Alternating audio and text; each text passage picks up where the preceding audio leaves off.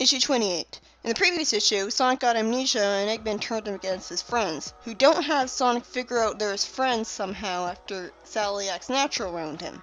I guess he thinks she's just messing with him, treating him like they've always been friends. Obviously, Sonic effortlessly wins against all of them because he's a million times more competent in a fight than they are with his special powers. Although he doesn't kill them for some reason, even though you'd think Eggman would tell him to. The demolition tractors are still homed in this location, by the way. I do like how Tails doesn't immediately get angry and turn against them, though, being in denial because his best friend is fighting him. But still, none of them are even questioning this. This is going to be an ongoing problem coming up in the comic multiple times. Why the hell are Sonic's friends so quick to just assume Sonic would turn against them and shouldn't be trusted? They always turn on him at the drop of a hat just because the villains want them to.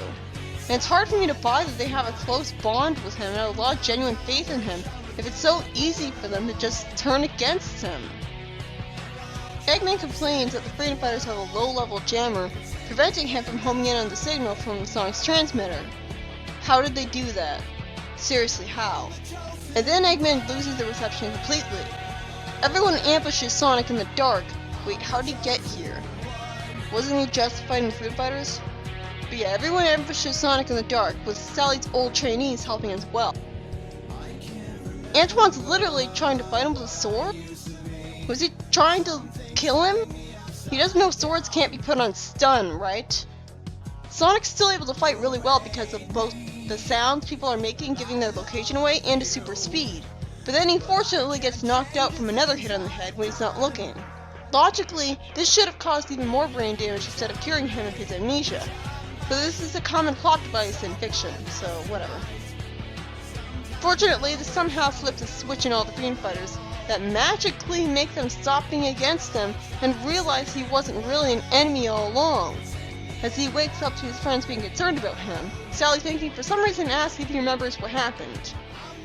Seriously, this is the real problem with the story, not the crazy, illogical amnesia thing.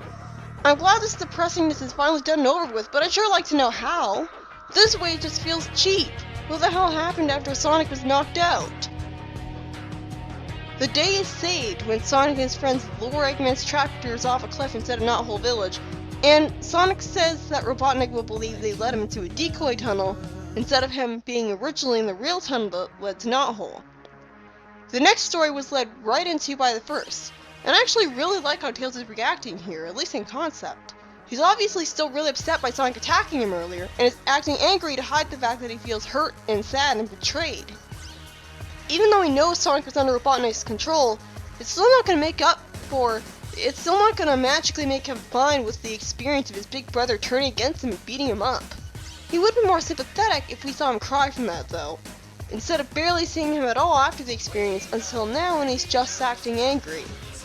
When Sonic says, "You know how tricky old Rubberbots can be, pal," talking as if Tails has always had a side fighting Eggman and would be very familiar with how his plans are, this sets him up as he lets it slip out that he's been feeling like he hasn't been treated like he belongs for quite some time. This is an interesting development to his character, although it definitely could have been written more naturally instead of seeming to come out of nowhere.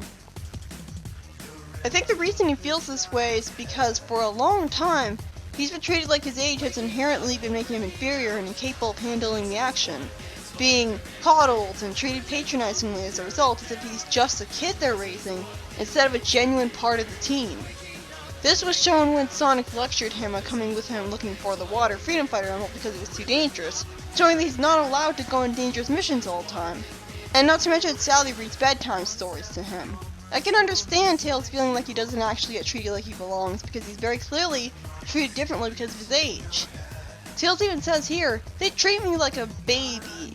The problem with this though, is that Tails has been increasingly more often told to do important things for them rather than just told to stay at home. He was allowed to fly around outside the island in the Sonic Spinball adaptation so he could grab and save Sonic. He was allowed to fly around as a trained spy in the Sonic CD adaptation. He was allowed to come with Sonic on the issues with Knuckles in it as if it was no big deal. And in this very issue, we see Tails flying around communicating with his friends through a headset, telling them that Robotnik is tracking Sonic. So clearly a lot has changed since he was first introduced, and he's being allowed to do more competent stuff now. This problem would have made more sense to be introduced a lot earlier in the comic than it was. Not to mention, he wasn't complaining when Sally read him a bedtime story earlier in the comic, so if he cares so much about not being treated like a child, why didn't he tell her to stop a long time ago? He complains that while he was made a submarine called the Sea Fox in a very charming reference to Tails' adventure, Sally still tells Rhoda to not put any oil in it, responsibly wanting to keep him from running away with it. I'm supposed to play in it like a floating crib. I like that line. It helps emphasize his point. By the way, the Sea Fox is stated to have made its first voyage in the Sonic Triple Trouble special, which was released right after this issue, and thus would chronologically take place before issue 28 and issue 27, because issue 28 basically is led right into by issue 27. So, I have no idea why it's first introduced to us here and not before this issue. I don't know why the Trouble special was released before. It should have been released before issue 27. But either way, that's why I'll be looking at the Triple Trouble special right after this one, because it was released afterwards. Tails explains, looking happy, that he cleaned up an oil-soaked seagull and filled it with oil that way. And with that, he uses the submarine to run away from home. I understand that he's really sick of the way he's treated by his friends. However, he's still being stupid here. He needs the freedom fighters looking after him. So running away isn't going to solve anything.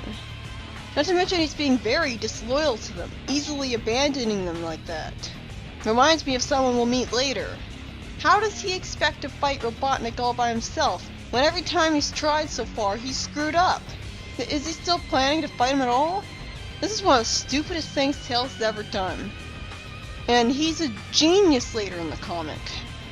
Then we cut to Robotnik bragging that installing a hidden camera on a tree for no reason whatsoever has paid off, because he was able to see Tails running away and track him down. This is very contrived writing. Eggman says that he still has a leftover robot duplicate from his recent war with Sally, and says that they are indistinguishable from real animals, which he hates. Why the hell did he say real animals when Mobians are people, not real animals? That's confusing terminology. It's like calling a person an ape because people come from apes, and not as an insult metaphorically speaking, but calling him a literal ape. Literally. I mean, this is a world where Mobians and humans have lived together since the caveman days. You'd think it would become normal at this point that Mobians are not referred to as literal, real animals. Tails complains that the island he's going to isn't on his charts. Who made the charts? Rotor? Why didn't he run into this island? Actually, this gets explained, so credits to the writing there, I guess. And Tails gets lured to the island by hearing someone scream for him, which at least shows that he's still a hero after abandoning the freedom fighters. Let me guess, he's interrupted in this panel by getting captured, right? Oh, actually he's not. Although that certainly sucked for him with no one to save him, so I guess it couldn't have happened. Instead, he meets and falls in love with a female fox Mobian called Fiona. And we see a whole romantic montage after she gets untied from the tree. I'd ask why Tails isn't confused about why she was tied up instead of roboticized, since Eggman would have nothing to gain from just tying her up. And neither would any of his robots, but he's obviously too distracted to think right now. And of course, as Eggman revealed, this was a trap all along. I find it pretty annoying that Eggman describes the feeling of not being able to warn someone they're in danger in fiction as the MacGuffin. Everyone knows the MacGuffin is a plot device you collect like a Chaos Emerald. And this doesn't work as Eggman being wrong is a joke, because the audience would have no way of knowing he was wrong in the first place. So this was just misinformation, unintentionally so. Tails gets captured because it turns out Fiona was a robot duplicate all along. Why did Eggman think to make a robot duplicate of Fiona in particular? Don't know. Naturally, Tails starts crying and panicking because the girl he fell in love with was a robot planning on roboticizing him. Does Eggman really have to break the fourth wall again? Whatever. He explains that the entire island was mechanical, an interesting concept. So they actually do give an explanation for why the island wasn't on Rotor's charts. It's very, very recent. And that Tails is sitting in a roboticizer. and then it looks like he's hit with something that makes him vanish in a yellow light or something, as Eggman gloats and the robot says he's done for. And just like that, the issue ends in another dickish cliffhanger. The second story was written by Mike Gallagher and the first by Ken Penders. And as I said in the previous issue, I couldn't stand this whole story because it was so depressing seeing Sonic get himself in huge trouble with his friends and be treated like a feared enemy by them. And so easily at that, after being tricked by Eggman. But the most infuriating thing of all is that there's no proper ending to the whole conflict, because Sonic just gets knocked out, and we don't get to see what happened after that. So we never find out why Sonic's friends magically go back to being on his side and trusting him. He's their enemy, he gets knocked out, and then suddenly everyone likes him again? I'm glad things are back to normal, but this easily, with no explanation? I feel robbed. That was not a proper conclusion to the conflict. Again, I love the concept of Sonic getting amnesia and being manipulated by Eggman, but it's a shame that it was wasted like this. And with the Tails story, while it does develop Tails' character by having him finally be realistically annoyed with and hurt by being treated like a baby by his friends, we never got to see him being treated like that in the issue itself. He's not set off by Sonic saying, "It's too dangerous," or something, so it seems to come out of nowhere. Everything from him running away from home to the way he acts being fooled by the robot duplicate, which Eggman thought to make of a random nobody for some weird reason. It just makes Tails look like a brainless moron the whole time.